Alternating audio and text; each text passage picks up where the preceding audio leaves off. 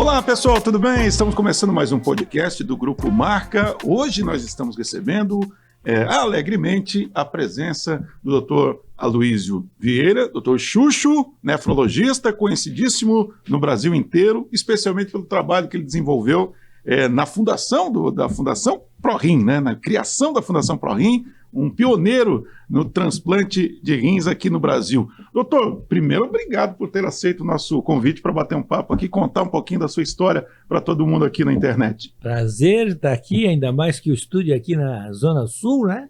Na zona que a gente foi criado por aqui. Então, eu tenho o máximo prazer. E gosto de conversar, né? Isso eu é também bom. gosto de conversar. Sou como você, assim. Doutor, o senhor era filho de professora, né? Mas o senhor pode dizer que o senhor lá, na sua infância, o senhor teve uma vida, financeiramente, era uma vida tranquila, era uma família mais humilde. Como é que o senhor pode falar da sua família lá da época de criança? Não, minha família era humilde, né? Meu pai trabalhava na fábrica de máquinas Raimann, que fica aqui no final da rua Getúlio Vargas. Hoje é o quê? Shopping center, né? É um Virou shopping. Carrefour. Exato.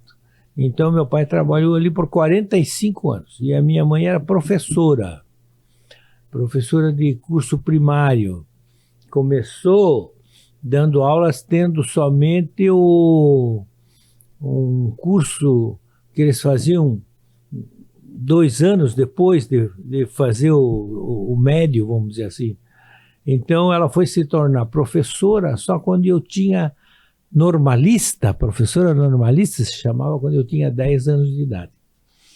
E os dois casaram e foram morar na casa da minha avó, que ficava em frente ao Grupo Escolar Rui Barbosa.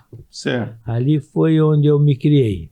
Então, uma família extremamente simples, pai torneiro mecânico, mãe professora. Como que era o nome da sua mãe? Erondina. E a professora Erondina, como é que ela era com os filhos em casa em relação a estudar? Ela, por conta dela ser uma professora, ela era mais exigente do que se podia esperar de uma mãe ou de um pai? Como é que era essa relação de vocês com a professora dentro de casa? Bom, a minha mãe sempre foi uma professora exigente dentro e fora de casa. Com todos. Os alunos tinham medo dela tremendo, né? Uhum. E nós também, nós éramos obrigados eu ia à escola, por exemplo, pela manhã, aí à tarde, 1h30, 2 horas, já começávamos a fazer os deveres, né? E até as 4 horas, por aí, os deveres tinham que estar prontos. Das 4 horas adiante era futebol. Aí era né? tempo para diversão. Era futebol na vizinhança, né? Aliás, que ela não deixava a gente jogar futebol naquele gramado lindo que tinha no Grupo Escolar Rui Barbosa, tinha um gramado espetacular e ela não deixava a gente jogar futebol ali. Para não estragar o gramado. Era o maior pecado do mundo, né? E ela, eu vou ter que só dizer um pouco do rigor dela. Um determinado dia ela olhou meus cadernos, eu já estava no curso de admissão ao ginásio, ela olhou meus cadernos e disse assim, a tua letra está muito feia. Não pode ser com essa letra aí. Você vai lá na Avenida Getúlio Vargas, lá tem a loja Elink, antigamente, você compra um caderno de caligrafia e traz aqui, vai fazer caligrafia. E aí eu fiz caligrafia, toda tarde eu fazia caligrafia, e os meus cadernos ficaram um pouco para trás, né? E aí ela me mandou fazer, então, aquele caderno feio, ela mandou eu refazer tudo. Tudo? Né? Nossa! Chegou até um tempo que o professor disse, mas você está aí com o teu caderno todo atrasado? Eu digo, não. Minha mãe pediu que eu fizesse um caderno novo, com letra boa, para não fazer naquele velho. Mas, então ela era assim. E como é que ficou a letra? A letra melhorou? A minha letra é muito boa. Então só E o mito do médico com letra... A minha letra não é do médico. Ah, não? Não, a minha letra é bem grande, bem visível. Então nenhum paciente pode reclamar das prescrições ali. Não. Ô, doutor, mas agora, voltando à dona Erondina, então ela, na condição de professora, ela era muito exigente, como o senhor falou, mas lá, quando o senhor estava lá na infância, no ensino ainda fundamental, o senhor imaginava quero ser médico? O senhor tinha uma profissão definida? Passava alguma coisa pela cabeça do senhor nessa altura? Olha, o que eu sei assim é o seguinte, que quando eu nasci, Aconteceram duas coisas. Uma é o meu apelido e outra é isso que eu vou contar para você. A minha mãe, nós morávamos ali na Alexandre Chilema, a minha mãe era uma mulher de muita fé, então ela saiu lá de casa comigo, foi lá no altar do Sagrado Coração de Jesus e disse assim, ó, eu quero colocar o meu filho nas tuas mãos, você vai fazer dele o que você achar melhor. Isso foi uma coisa assim de fé dela. Aliás, ela primou por isso durante a vida dela toda, sabe? Nós temos ela tem uma força, ela é uma empreendedora, ela é uma pessoa que era, né? Uma pessoa que ajudava as pessoas porque ela acreditava naquilo, né? E ela sempre disse, não, eu quero que você vá ser um médico, porque médico ajuda as pessoas, né? Mas Sempre o senhor não tinha essa convicção. Não tinha essa convicção. Eu decidi por médico depois que eu fui para Curitiba, porque naquela época não tinha curso de medicina, nada aqui, né? Eu fiz o ginásio, fiz o contador, porque queria ajudar os meus pais, então eu queria ter uma profissão. Antigamente tinha o científico, para quem queria fazer mais, ir para frente, fazer faculdade, e tinha o contador, que já era o primeiro curso profissionalizante da época. Certo. E eu fiz o contador porque achei, puxa, meu pai e minha mãe vão precisar de ajuda em casa. Então eu vou fazer o contador. E fiz. Depois, quando cheguei no final do contador... Esse curso era onde? Era aqui em Joinville? No Colégio Bom Jesus, certo. Que era o único da cidade, né? E aí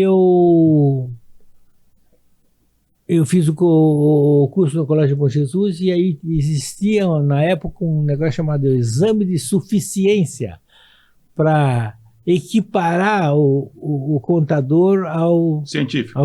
Certo.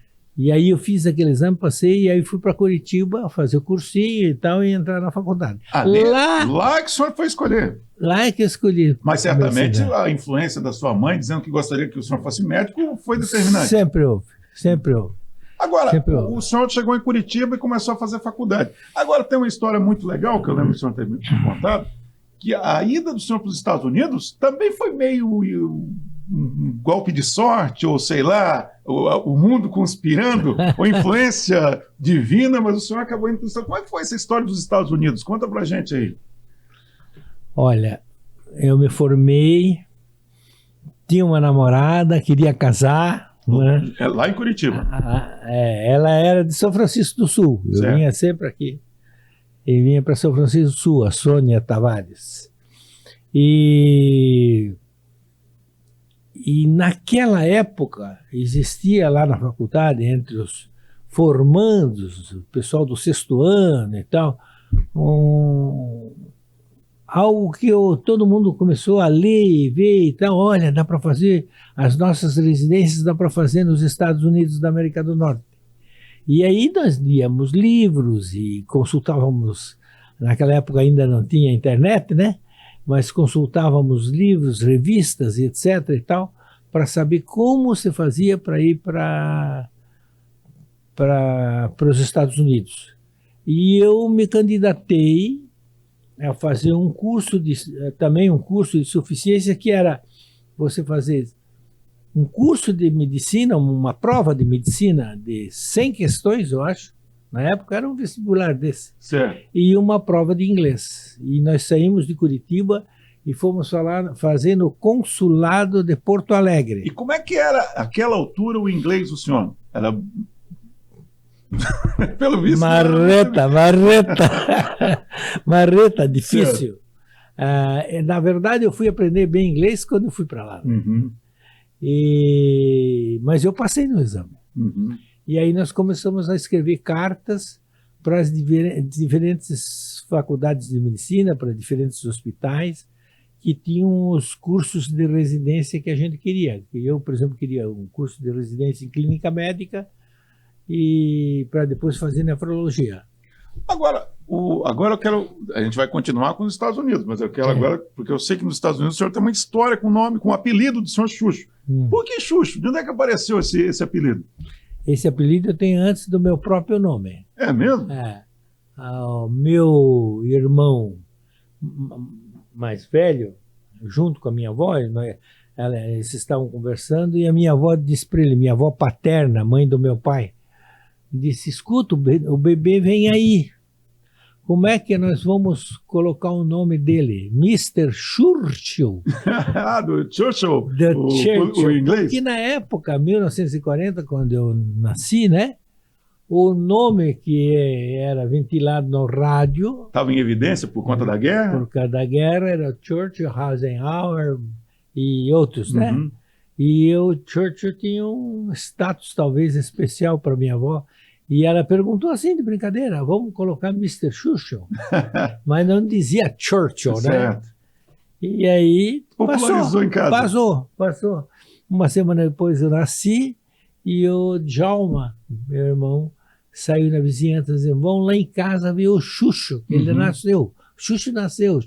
Então, já adotou no palavreado de criança dele o Churchill, né? Quer dizer, então, que o Xuxo só não é formalizado, mas o nome, o primeiro nome foi Xuxo. Xuxo. E em casa sempre foi Xuxo? Em casa sempre foi Xuxo, exceção a minha tia, a irmã do meu pai. Ela nunca me chamou por apelido. Era José Aloísio. Mas mamãe e papai, Xuxo Todo sempre. mundo Xuxo. Sempre foi assim. Xuxo. E dali para frente sempre. É? E parece que o senhor chegando nos Estados Unidos, o senhor foi surpreendido também. Eu lembro do senhor contar uma história desse negócio de Xuxo também, chegando nos Estados Unidos. Não, faculdade. Na faculdade. Como é que foi essa história? Conta pra gente. Na faculdade, eu era escoteiro, né? E tinha alguns amigos escoteiros no Paraná e um deles passou junto comigo. Dr. Anwar Matni, hoje em Londrina. Um médico espetacular, por sinal. E ele tinha a festa dos calouros, e ele, vamos organizar a festa dos calouros. Então, comitê de festa. Aí colocou lá, fulano de tal, Xuxo, uma sala de 120, aí todo mundo queria saber quem era o Xuxo. Quem é o Xuxo? E fazia gozação, né? Claro. De estudante. Xuxo! E aí, pronto, aí eu não pude tirar o Xuxo. Popularizou de um jeito. Xuxo no sexto ano. Quando eu voltei, e aí já adulto aqui, na minha fase de política, os marqueteiros disseram, olha, nós vamos usar o teu apelido, porque o teu apelido aproxima mais do eleitor. Né? Doutor Francisco é uma coisa, doutor Chico é outra. O Chico aproxima, né? Mas e o senhor sempre lidou bem com Xuxo, por exemplo? Como é que tem algum paciente que chamava o senhor doutor Xuxo? Como é que era essa relação? Hoje todo mundo chama de Xuxo. O senhor sempre lidou bem com esse nome? Nunca teve problema com ele? Não. Até gosto. Até gosto. O senhor tem um carinho por esse apelido. Agora vamos falar de Estados Unidos. Fui lá na Inglaterra, onde tem a estátua do Churchill, e tirei uma foto na frente para sacramentar. Claro. Doutor, e como é que foi a saída do senhor para os Estados Unidos? O senhor foi para os Estados Unidos em que ano? Poxa, eu fui em 66, 68. Em 68 o senhor chegou lá, Elvis bombando nos Estados Unidos, Beatles e tal. Como é que foi essa chegada, como é que foi esse impacto para o senhor de chegar nos Estados Unidos em 1968? O senhor saído de Joinville, mas com experiência numa Curitiba, que era uma cidade maior, mas de qualquer forma, certamente os Estados Unidos eram diferentes. Mas de qualquer forma, tu se sente um capial, né? Como é que foi? Conta pra gente essa experiência aí. Não, a primeira coisa importante é você se habituar com a língua, né? Você se habituando com a língua, você transita bem. Enquanto você gagueja ali e tal, tem um inglês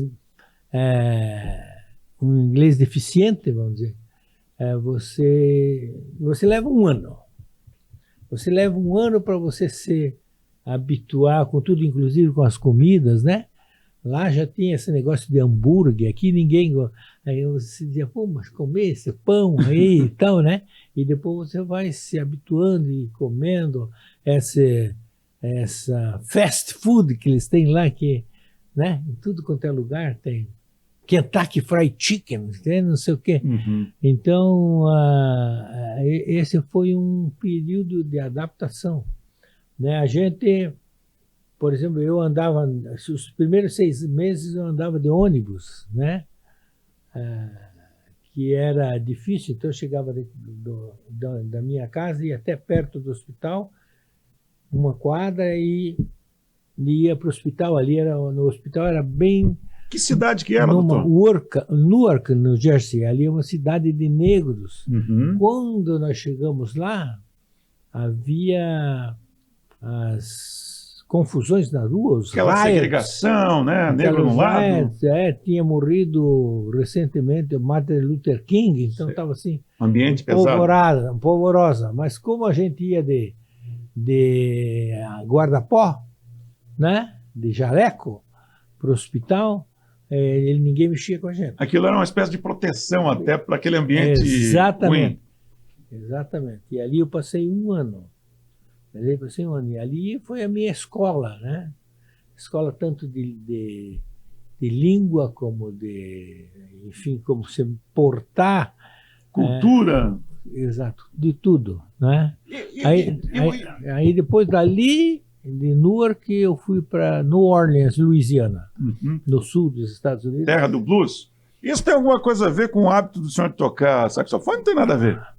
Olha, o lugar que a gente ia para se divertir, né? Quando não estava de plantão, porque o plantão era né, dia sim, dia não, a gente ia lá no French Quarter, que é o local onde estão os músicos, os restaurantes, um lugar bom para passear, tem ruas só de souvenirs, só de antiguidades. Nova Orleans é uma cidade maravilhosa. E aí a gente ia para lá, aí a gente começou a tomar gosto pelo jazz, né? Mas enquanto eu estive nos Estados Unidos, eu não tinha tempo para fazer isso, sabe? Entendi. A medicina me tomava todo o tempo. Então, mas foi de lá que o senhor pegou gosto pela música? Cheguei aqui, fui lá no Rio de Janeiro, fui de loja em loja, lá no centro do Rio de Janeiro, procurar um instrumento para tocar. Porque também aqui, na nossa casa de praia, aqui na minha casa mesmo, aqui, todo mundo tocava um sambinho, uma coisa do churrasco e tal, e eu nada, né? Só na mão aqui. Então, eu resolvi tocar um instrumento. E o senhor escolheu o saxofone? Fui lá numa loja e disse pro vendedor lá, qual é o sax que mais se compra para aprender aqui? É o alto, é o tenor, é o soprano, qual é ele? Ele disse, olha, eu acho que para você ia bem um alto. Então traz aí. E ainda ele foi bacana, ele disse, ó, eu não vou te dar um sax muito caro, porque pode ser que você desista, nem eu vou te dar um sax muito ruim, porque daí você vai desistir mesmo. eu vou te dar um sax legal, bom, com bom preço. E aí me vendeu. Voltando para os Estados Unidos, em que idioma que se estudava lá quando vocês chegaram lá? Tudo em inglês. Sempre em inglês. Mas o senhor chegou lá o senhor mesmo falou que o inglês é muito frágil, né? Como é que foi esse início? Mas tinha que se virar. Tinha que se virar. Aí aquela pressão da dona Irondina se fez presente lá também. Sem dúvida. Já estou acostumado com isso, não tem problema. Sem dúvida nenhuma. Vamos falar um pouquinho da nefrologia. Como é que isso entrou na vida do senhor? Por que razão que o senhor acabou se especializando? Olha, a nefrologia, na época, eu entrei, vamos dizer assim, na faculdade em 1961. Em 64, eu fui lá, já fazia parte dos alunos que estavam no Hospital de Clínicas da Universidade do Paraná, que era um hospital novo. E lá tinha vindo dos Estados Unidos o Dr. Adir Molinari, que foi um grande professor. Ele tinha passado um tempo em Seattle, nos Estados Unidos, e trouxe a novidade, porque antes disso era só urologia, o urologista que fazia tudo, né? O nefrologista é um clínico do rim e o urologista é um cirurgião do rim. E não existia nefrologista, não era uma especialidade, né? Essa especialidade surgiu com o aparecimento da hemodiálise, da diálise peritoneal, né? E aí depois com os transplantes, né? Nós, por exemplo, aqui os nefrologistas é que preparam todo o paciente para ele ser transplantado, aí ele vai para a cirurgia com os cirurgiões fazem a cirurgia, ele volta para os nefrologistas fazer o pós-operatório, para ver se rejeita o rim, se não rejeita, etc. e tal, tudo com os nefrologistas. Então, isso aí que o Molinari trouxe para cá, eu me interessei muito e achei, puxa, é uma especialidade nova. Eu vou fazer uma especialidade nova. E aí até escrevi pro Molinari, disse, Molinari, você me recomenda lá para Seattle? Ele disse, eu vou te recomendar para um colega meu que está em New Orleans, o Dale Lindholm. E aí eu fui lá para o Dale Lindholm. Entendi. E aí começou a história do senhor com a nefrologia. Nefrologia. Agora, quando o senhor estava nos Estados Unidos, o senhor tinha convicção que queria voltar para o Brasil ou o senhor considerou, vou ficar por aqui porque aqui a medicina está mais avançada, eu posso, enquanto médico, evoluir mais? Como é que foi essa então, questão? A ideia minha sempre foi voltar e ser um professor numa universidade. Esse era o objetivo. Esse era o meu objetivo. Mas quando eu estava para voltar, quando eu estava 4 anos, eu fiz 2 de clínica e 2 de nefrologia. Aí o meu chefe lá, que chamava Dale Lindholm, ele disse assim para mim, eu não conheço o Brasil. Não sei se lá no Brasil é bom, se é ruim, não sei como é. Mas eu quero te fazer uma proposta. Porque você o que você estudou aqui, você vai ser um bom médico na América. Aí eu disse, qual é a proposta? Ele disse, não, você vai ficar mais 1 ano aqui como residente, então faz o 3º ano de residência, né, ganho da residência, a gente ganhava $5.000.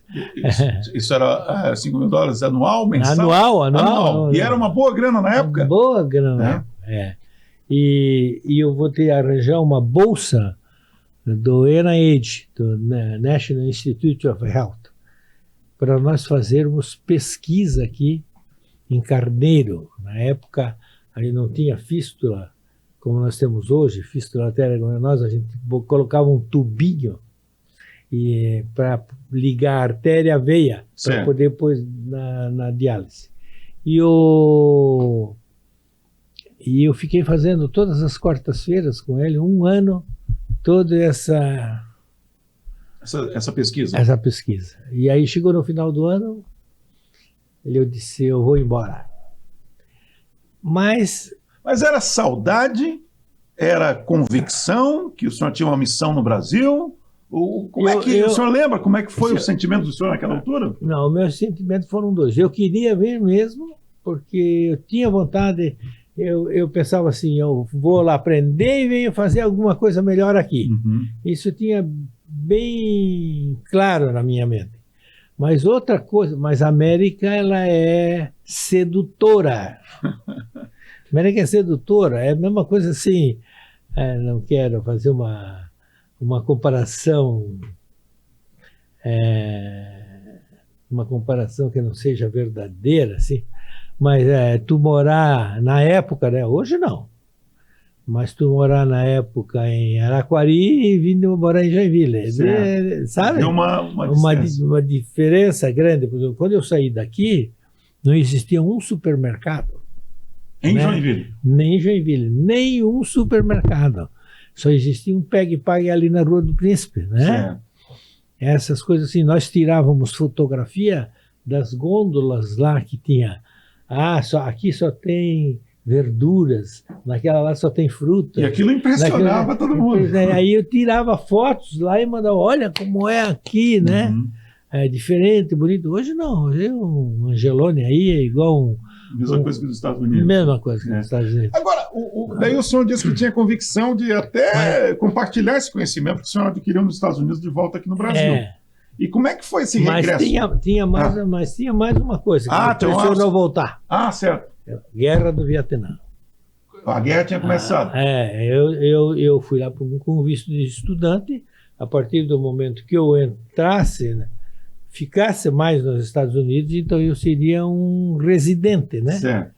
E os residentes eram convocados. O senhor teve o risco de ter que ir para o Vietnã? Não, também? eu não tive o risco porque eu não fui. Mas poderia. Mas por exemplo, meu vizinho, que era da Colômbia, foi. Ficou 2 anos na guerra. Já pensou? Aí eu disse, eu vim aqui para estudar, não vim aqui para ir para a guerra, né? Agora vamos falar desse regresso do senhor. O senhor voltou... O senhor falou que tinha um objetivo, o senhor falou que queria compartilhar esse conhecimento que o senhor adquiriu lá, talvez como professor, né? O senhor chegou a tentar fazer isso? O senhor foi professor? Como é que foi? Tentei na Universidade do Paraná, fiz até um concurso, me deram o 2º lugar. Então eu podia ser assistente ali na Universidade do Paraná, mas sem investimento. Certo. E montei um serviço no Hospital Santa Cruz, em Curitiba, que logo em seguida foi vendida no final do governo Geisel, foi vendida com mais 5... Vendida não, foi trocada por um imóvel na Avenida Paulista, 5 hospitais, que eram 2 ali em Curitiba, o Hospital Florianópolis aqui e mais 2 em outros lugares.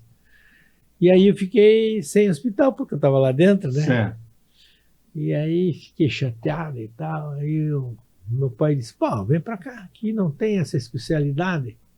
Eu digo, pai, vim para Joinville, aprendi tanta coisa, fiz tanta coisa, não, o meu lugar não é Joinville. Uhum. Aí fiquei aqui um pouco até com depressão. Mas chegou a trabalhar em hospital assim que o senhor voltou para Joinville? Não. Não, daí... Em Curitiba? Em Curitiba. Daí, chegou um final de ano, meu pai disse assim, olha, eu vou falar, olha o meu pai, que era um indivíduo que tinha curso primário só, né? Daí chegou meu filho, diz uma coisa para mim, aqui em Joinville tem a especialidade que você exerce? Ele disse, não, é só você, só sou eu. Me diga uma coisa, por que você não abre um consultório junto com os outros médicos, teu ou sozinho, e começa a trabalhar? Se você achar que não dá certo, que não está bom, volta para os Estados Unidos. Não volta para São Paulo, Rio, coisa. Não. Volta para os Estados Unidos. Isso era no final de ano. Certo. E aí eu abri o meu consultório ali junto com o Dr. Karma e outros médicos, Ivo Ferreira, Gastão Schwartz, eles tinham numa casa os consultórios, eu fui para lá. E passou um ano, tinha um congresso na Califórnia. E eu disse, eu vou a esse congresso na Califórnia. Mas eu tinha pedido imigração para os Estados Unidos, para voltar. Eu disse, aqui não dá mesmo. E aí, quando cheguei lá na embaixada para pegar o visto para entrar nos Estados Unidos, eles disseram, olha, se você pegar esse visto e entrar nos Estados Unidos, você perde o teu pedido de imigração. Entendi. Você tem que ficar 2 anos aqui, e isso já era 1 ano. Tem que ficar 2 anos aqui para você voltar para os Estados Unidos. Aí eu disse, tá bom, eu não vou mais voltar para os Estados Unidos, eu vou só ao Congresso. Então, naquele momento... Foi a decisão. A decisão de ficar aqui. Entendeu? E a história da Fundação ProRim, como é que ela começou? A história da Fundação ProRim começou assim. Nós tínhamos um consultório médico particular ali em frente à Liga de Sociedades, em que as pessoas que podiam pagavam consulta, etc. e tal, e se tratavam. E existia uma gama enorme de pacientes que a gente atendia no Hospital São José. E nós queríamos fazer um serviço, assim como eu tinha na América, um serviço diferenciado, um serviço que realmente pudesse ajudar os pacientes, né? E aí eu falei para os meus colegas, olha, do jeito que está aqui, não dá. Lá o pessoal tem dinheiro para pagar, tem um certo tratamento. Aqui, que é o pessoal que precisa mesmo, nós estamos tolhidos para fazer tudo que nós precisamos. Nós temos que fazer alguma coisa diferente. E aí eu fui aqui em Curitiba e tinha o meu amigo Miguel Riela, ele tinha feito a Fundação Pró-Renal, mas era uma fundação mais voltada para pesquisa. E ele tinha contribuições para a fundação dele, contribuições da população. E aí eu disse, me dá o estatuto da tua fundação aí que eu vou fazer uma coisa parecida. E aí vim aqui ainda e conversei com os empresários, escuta, o que vocês acham? Aí um dizia, faz emprego, outro dizia, faz associação, outro faz isso, faz aquilo. E ele disse, olha, nós vamos fazer uma fundação pelo seguinte, a fundação ela pode ter recursos públicos e privados, né? Você pode angariar recursos públicos e privados. Ela não vai ser de ninguém, ela vai ser como uma igreja, né? Ela vai ficar para a sociedade. Mas nós vamos ter um lugar para tratar melhor os pacientes. E aí nós criamos a Fundação Pró-Rim, e a Fundação Pró-Rim é hoje essa maravilha que tem aí, né? E como é que foi a história do transplante de rim em Joinville? Ele começou antes da Fundação Pró-Rim, durante a criação da Fundação Pró-Rim? Pouquinho antes. Como é que foi? Pouquinho antes. O transplante foi em 78, nós começamos ali a hemodiálise, né? Que eu ganhei uma máquina de presente de um paciente americano. Que foi a primeira máquina de hemodiálise em de Joinville. Sim. Era um descendente de francês, né? Lá em Nova Orleans tem muito francês. Henri Simoneau, o nome dele. E nós tratamos dele lá. E ele quando cheguei para vir, fizemos o transplante, e aí quando cheguei para voltar, ele disse, o que eu posso fazer para te ajudar lá a começar? Eu disse, qualquer coisa que se fizer tá bom, porque lá não tem nada, nós vamos começar do zero. Ele disse, que tal eu te dar uma máquina de hemodiálise? Mas vamos só contextualizar, uma máquina dessas, aquela altura, era um equipamento muito caro. O que como hoje o preço de um automóvel médio? Alguma coisa em torno de 70 mil reais. E existia muita máquina de hemodiálise no Brasil, em Santa Catarina? Como é que era a situação? Ainda existia pouca coisa. Pouca coisa? Era tudo no início. Em Santa Catarina não existia nenhuma. Nem em Florianópolis? Nem em Florianópolis. Então foi algo inovador. Inovador. Logo em seguida, a Florianópolis também fez. Florianópolis e nós começamos mais ou menos juntos, né? E daí nós chegamos aqui, o prefeito era o Pedro Ivo, aí pedimos para ele, Pedro Ivo, vamos fazer uma unidade de hemodiálise, mas não vamos fazer só uma unidade de hemodiálise, vamos fazer uma UTI junto. Ninguém sabia aqui o que era UTI. Mas o Pedro, como era uma pessoa doente, né? O Pedro tinha um problema de artéria nos pés. Sempre muito debilitado. Né? Exato. Então o Pedro tinha consultas em Florianópolis, prontuários em Florianópolis. Ele tinha prontuários no Rio de Janeiro, que a Câmara Federal ainda existiu lá, ele ainda foi deputado lá, e prontuários em Brasília. E eu peguei os prontuários todos dele, de todos esses lugares, e fiz um resumo grande do que ele já tinha feito, e fui a um congresso nos Estados Unidos e conversei lá no NIH sobre o caso dele. Aí eles disseram, não, ele pode vir para cá, nós atendemos ele aqui. E aí o médico de lá, o Anthony Fauci, esse que hoje é famoso da vacina aí, certo. Ele se tornou diretor lá. O médico com quem eu falei era o diretor prévio. Aí o cara chegou aqui e disse, não, vai ser o Antônio Fauci, você pode estar lá, nós vamos examinar o Pedro, vamos dizer o que ele tem, e o Antônio Fauci recebe ele lá. Então o Pedro foi se tratar com o Antônio Fauci por 6 meses. Perfeito. E aí ele acabou sendo sensível à causa, por conta disso. Exatamente. Aí começou a ver o que era o TI, o que é isso, o que é aquilo e tal. Aí quando ele voltou, disse, Pedro, nós precisamos fazer uma UTI aqui e uma unidade de hemodiálise. E inauguramos no dia 7 de setembro de 1975, se eu não me engano. No Hospital São José. No Hospital São José. E aí que foi o começo da história. Quem que foi o primeiro? Qual foi o primeiro transplante? O senhor participou diretamente nesse processo? Daí foi assim. Nós estávamos estudando já com os médicos que nós escolhemos, Dr. Osmar House, Dr. Seno Hagman, Dr. Amaro Alves, que era o urologista. E eu disse para ele, o Osmar já tinha visto transplante em Porto Alegre, mas os outros não tinham. Então eu disse, então nós vamos fazer o seguinte, olha só o que nós fizemos, é pioneirismo puro. Nós vamos fazer o seguinte, nós vamos ver como é que se faz o transplante no Hospital de Clínicas de São Paulo.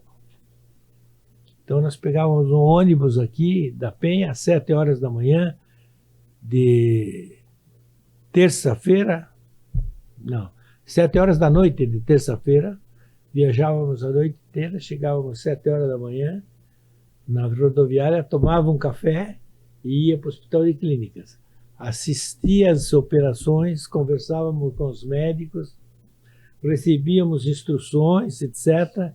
Às vezes até algumas aulas.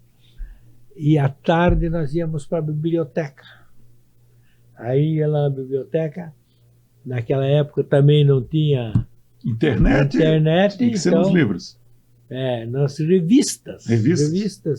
Tinha a biblioteca do Hospital de Clínicas de São Paulo, tinha N revistas. A gente procurava lá nos índices e tal, esse é um artigo de transplante, esse também é, esse também é, esse também é. Aí fazíamos xerox dos artigos e vínhamos com aquele bolo debaixo do braço. Alguns que não dava para fazer xerox ou que não tinha, a bibliotecária mandava depois para a gente. E aí nós estudávamos aqui em Joinville e tal, planejávamos. E por quanto tempo entre os senhores decidirem que fariam? Em 6 meses. 6 meses de intenso estudo. Para chegar, sendo que nenhum tinha praticado esse. Eu já tinha nos Estados Unidos. Nos Estados Unidos. Mas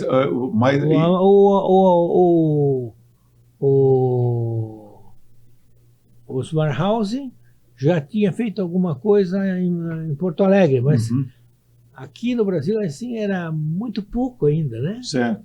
Muito pouco. Então, e como é que foi? O senhor lembra do dia do primeiro procedimento de transplante? Como é que foi? Me lembro. Ano?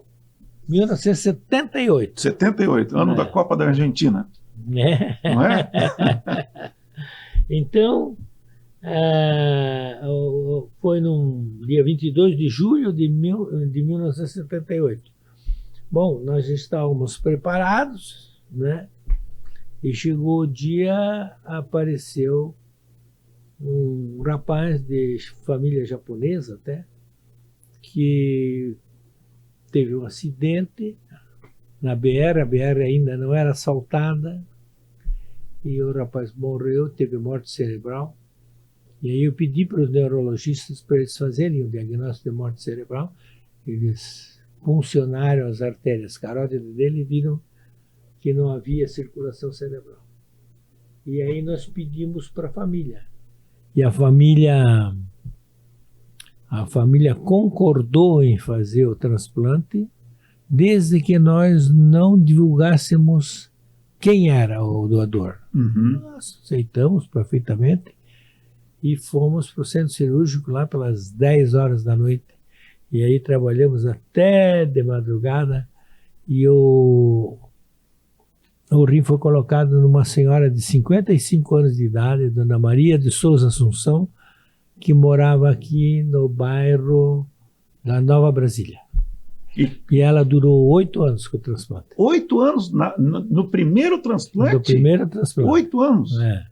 O segundo transplante tem uma história mais bonita ainda. Sim. O segundo transplante era uma menina de 17 anos, casada, com um filhinho, que era esposa de um funcionário de chão de fábrica da WEG, né? Jaraguá do Sul. Jaraguá do Sul. E ela fazia hemodiálise e voltava de Jaraguá para fazer hemodiálise 3 vezes por semana. Certo. Por isso que a nossa segunda unidade de diálise foi ser em Jaraguá, né? Nós temos unidades em Jaraguá, Mafra, São Bento do Sul, Balneário Camboriú e 3 em Tocantins. Bom, e aí essa menina, a mãe dela chegou para mim e disse assim, uma das histórias mais bonitas da minha vida de médico. Ela disse assim, doutor, eu estou vendo que a minha filha está muito fraquinha. Ela pesa só 33 quilos. Eu acho que ela está cada vez pior. O que eu posso fazer para melhorar a vida da minha filha? E eu pensei comigo, o que esta mulher espera de mim, né? Uhum.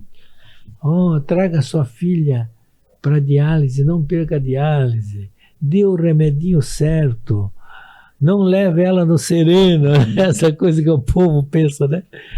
E eu disse, não, a senhora disse para ela assim, a senhora está vendo aqui, ó, aqui no lado da senhora, aqui no lado do seu corpo, está o rim. A gente pode cortar a senhora aqui, nesse lado, tirar um rim da senhora e colocar nela, porque os rins dela estão bem pequenininhos e eles não funcionam mais e não vão funcionar mais. Então o seu é que vai funcionar no lugar dela. Isso é uma operação que está sendo feito recentemente, é quase que uma operação experimental. Aqui em Joinville nós fizemos só uma dessas. Isso também em 78. Aí já 1980. 80. É. Aí ela disse assim para mim, doutor, quando nós vamos fazer isso? Ela não perguntou, mas dói, não dói? Minha risco filha, envolvido? Risco, vou morrer, não vou morrer, enfim. O amor de mãe prevaleceu, sabe? Né? O amor de mãe prevaleceu. Ela disse, quando nós vamos fazer? Aí eu disse, nós vamos fazer logo. E aí, o primeiro transplante que nós tínhamos feito com a dona Maria de Souza Assunção, a diretoria do hospital espinafrou, porque nós não tínhamos credenciamento, né? Os hospitais naquela época, só os hospitais universitários faziam transplante. Certo. Nenhum outro hospital no Brasil fazia transplantes, a não ser no hospital universitário. Então, era uma coisa nova. Eles ficaram preocupados com a questão legal? Grana? Entendi. Com a questão financeira. O hospital vai gastar tudo isso, e o hospital sempre andou como ainda anda, né? O pires na mão. Exatamente. Então, aí, o que eu fiz? O Ivo Ferreira, que era o diretor do hospital, disse, Xuxa, não dá para fazer. Não dá para fazer mais transplante. Nós temos que arranjar uma maneira de financiar esses transplantes.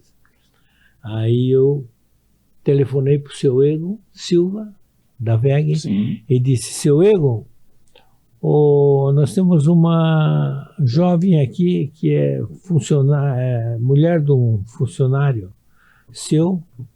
Da WEG? Da WEG, e que ela está com insuficiência renal e a única solução para ela é fazer um transplante renal. Agora, o hospital não é credenciado para isso. Se o senhor pagar as contas hospitalares, a equipe faz de graça. Quer dizer, vocês abriam mão de remuneração desde que ele viabilizasse o procedimento, Isso. com a estrutura que o hospital disponibilizava. Isso. E aí ele disse, então escreve uma carta para mim e eu autorizo. Formalizando o pedido e tal. E aí ele bancou esse procedimento. Bancou que legal isso, né? É. E aí foi feito. E como é que foi essa segunda... Esse segundo transplante foi uma maravilha, porque ela viveu 26 anos com o transplante. 26. Né? 26. Tinha 17, mais 26. E aí, quando ela perdeu o rim, e ela não era uma menina muito caprichosa nos seus remédios. Uhum. Ela era uma compatibilidade boa, porque era o rim da mãe. Da mãe e tal. Sabe? Então, ela viveu 26 anos com o transplante dela. Daí ela perdeu o transplante, ficou mais 2 anos em hemodiálise. 2 anos depois nós conseguimos um rim de doador falecido, colocamos nela e ela viveu ainda mais 8 anos. Já pensou, hein? E considerando que era um trabalho inicial, esses números são absolutamente impressionantes, né, doutor? Sem dúvida. Era um processo inicial, sem né? Dúvida, sem dúvida. E isso que talvez tenha contribuído para esse conceito tão bom que a Fundação ProRim tem desde o início, né? Nós agora vamos inaugurar dia 19 agora uma unidade de hemodiálise lá em Balneário Camboriú. Já tínhamos uma 20 anos, ficou obsoleta e fizemos uma nova. É uma maravilha de unidade, sabe? E essa vontade de fazer realmente as coisas boas, bem feitas, dentro da ciência, tudo, fez com que a Fundação ProRim tenha hoje um dos menores índices de mortalidade do mundo. Do mundo. Nós temos 8,9% de mortalidade ao ano de pacientes em hemodiálise. Os Estados Unidos têm 14%, a média brasileira 19%. Nossa, então está muito melhor que no Brasil e em relação aos Estados Unidos. Exatamente. Então, se tiver alguém lá em São Paulo, a gente sempre vai sair daqui para se tratar em São Paulo, né? Uhum. Se tiver alguém lá em São Paulo que queira ser tratado de rim, vem para Joinville, melhor que os Estados Unidos. Exatamente. E vem cá, a Fundação ProRim vive, os recursos da ProRim vêm de onde? Desde o começo? Como é que é essa história? Bom, nós trabalhamos sempre pelo SUS, né? Uhum. Mas o SUS, esse é uma briga grande, sabe? O SUS nunca... repassou o suficiente. Nunca repassa o suficiente, né? Aliás, tem feito, ultimamente aqui no estado de Santa Catarina, eles têm feito um esforço muito grande. O estado de Santa Catarina, primeiro era municipalizado o pagamento, agora aí o estado deu um aumento de 30% e ele que paga agora. Melhorou. O Estado distribui? Ele, então, melhorou muito. Mas precisa muita coisa, né? Para a pessoa se tratar. Nós fomos, por exemplo... o que nós fizemos? Nós começamos a angariar com aquele negócio de fundação, nós temos que angariar recursos da comunidade. E aí começamos a telefonar para a comunidade e tal, e aí criou-se uma equipe profissionalizada para isso e tal, e que capta contribuições da sociedade. Que junto com os recursos do SUS consegue viabilizar a fundação. Tratamento de primeira daí. E com esses números aí, os argumentos para justificar são fortes, né? São fortes. Não tem nem o que discutir. Doutor, o senhor sempre foi um cara muito querido, todo mundo gosta muito do senhor, e o senhor acabou várias vezes sendo convidado para participar de um outro mundo, que é o mundo da política. Como é que foi essa inserção do Dr. Xuxo na política? O seu irmão, né, tem uma história muito bonita na política, mas o senhor também foi acionado. Como é que foi essa história aí? Não, na verdade, eu sempre trabalhei nos bastidores, né? quando meu irmão era candidato, né? Sempre nos bastidores, sempre nos bastidores, sempre. Chegou um momento que ele disse, pô, por que você não se candidata também? E tá lá no meio, isso é como é que ele chama? Mosca azul? Ah, sim, foi picado. Quando é picado pela mosca azul, né? Entendeu? Que política é divertida, a verdade é essa, né? Política é muito bom no sentido de que tu faz muitos amigos, né? Tu fica muito conhecido, né? Outro dia eu fui onde é que um bairro aqui da cidade, agora não me recordo qual é. O sujeito, doutor Xuxa, estava no bar, ele dentro do bar. Doutor Xuxa, tudo bem, vamos tomar uma cerveja aqui, doutor Xuxa. Olha aqui, ó, levantou a cabeça assim, olha aqui o que você fez aqui na minha barriga. Era um transplantado que estava lá, entendeu? E além disso, outras pessoas, né? A política é dinâmica, né? E você acaba fazendo aliados aqui e lá e tal. E tem que saber deixar de lado aquelas coisas ruins que a política tem, né? Doutor, agora eu posso falar um pouquinho com o médico agora? Deve. Doutor, que recomendações o senhor, um profissional tão experiente, com currículo dos mais respeitáveis no país, que recomendações o senhor faz para a pessoa que quer cuidar do seu rim adequadamente? Existe uma receita pronta para você? Não faça isso, não consuma aquilo. Existe algumas coisas que as pessoas fazem de muito errado, que o senhor percebe no dia a dia e que valem uma dica para o pessoal? Olha, as duas doenças que mais causam insuficiência renal crônica, que depois acaba o indivíduo indo para hemodiálise, fazer transplante, essas coisas, são duas, hipertensão arterial e diabetes. Então, são doenças da meia-idade para cima, certo, né?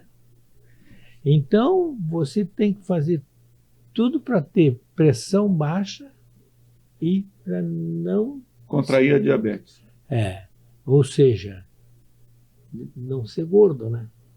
Primeiro passo. Não ser gordo, porque a gordura, essa gordura que a gente tem aqui, nessa barriga, que eu tenho aqui uma barriguinha também, ela também está por cima dos órgãos, né? E ela é ela que não deixa a insulina funcionar. Certo. O sujeito produz a insulina no seu pâncreas, mas a insulina não consegue transformar o açúcar que vai para dentro da célula, né? Então as pessoas falam aí, exercício.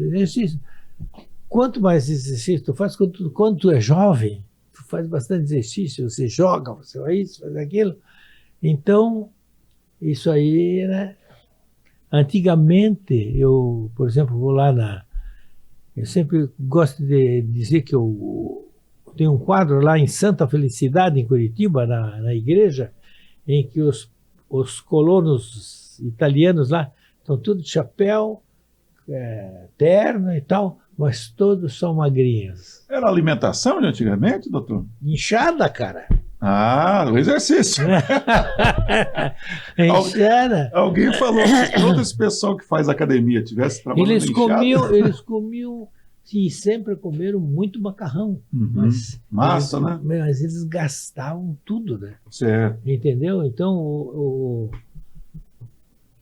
o diabetes tipo 2, que é esse que eu estou falando, né? Que não é o que falta lá, insulina no pâncreas, mas é o da segunda metade da vida, é o que mais existe no mundo, o que se disseminou pelo mundo todo, foi depois que a gente tem bastante comida, que a gente não tem nem tem um botãozinho só para levantar o vidro do carro. Tu não faz exercício mais para nada. É verdade. E a vida sedentária, ela é absolutamente ruim para isso, né? Então fica a dica aí, pessoal. Né? Então, cuidar do rim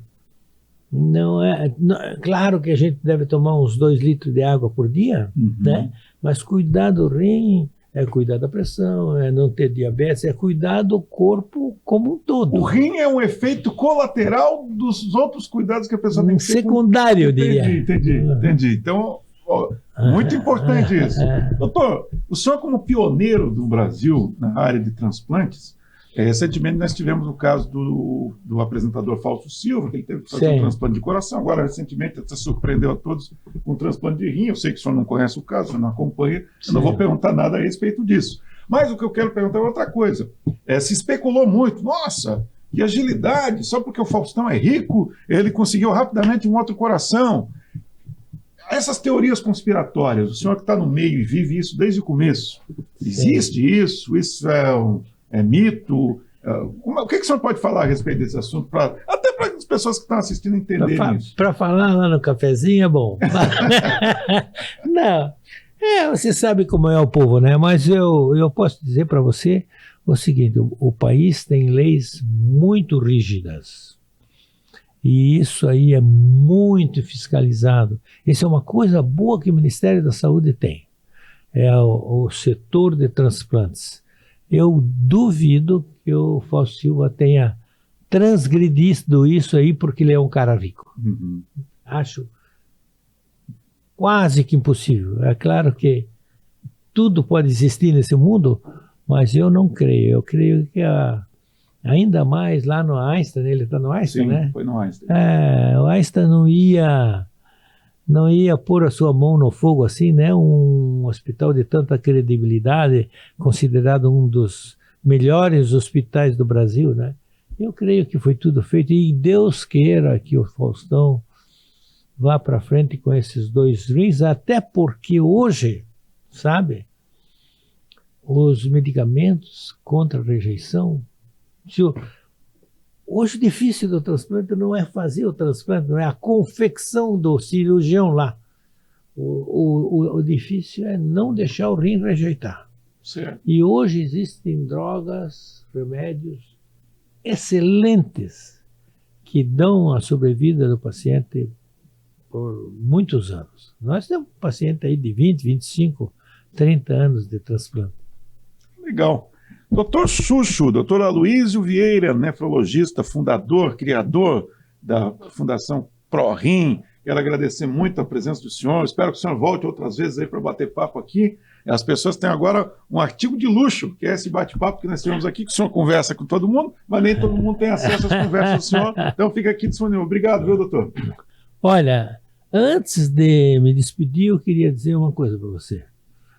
A Fundação ProRim é feita por muitas mãos. Muitas. Nós temos 700 funcionários hoje.